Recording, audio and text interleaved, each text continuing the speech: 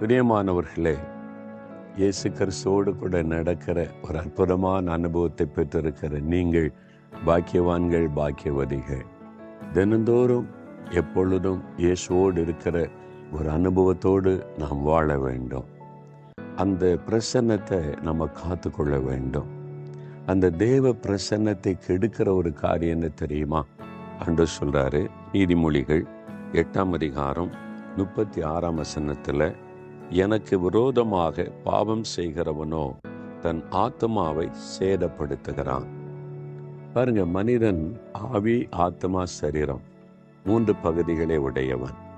நம்ம சரீரத்தை பார்க்குறோம் இல்லை வெளியில்.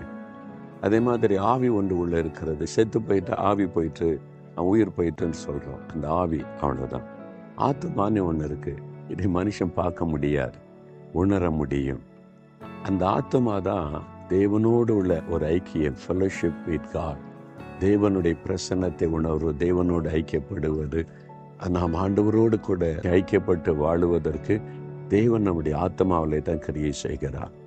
அந்த ஆத்மாவில் தான் ரட்சிப்பை முதலாவது உண்டாக்குகிறார்.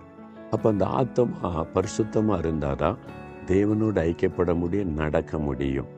நம்ம ஆண்டவருக்கு விரோதமாக ஒரு பாவம் செய்த உடனே நம்முடைய ஆத்மா கரைப்படுகிறது, சேதப்படுகிறது.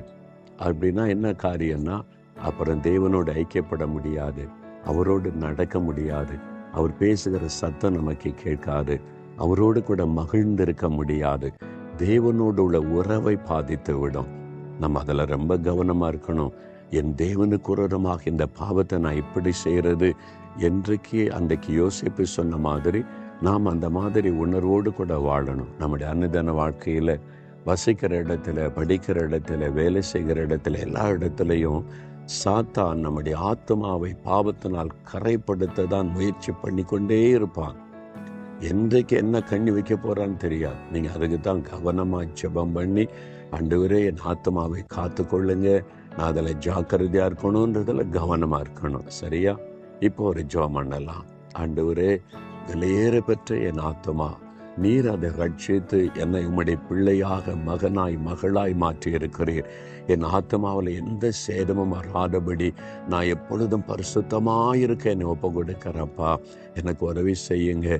எந்த விதத்தில் சாத்தான் கொண்டு வருகிற பாவம், உமக்கு விரோதமான பாவத்தை நான் செய்திராதபடி என்னை காத்து நடத்துங்க.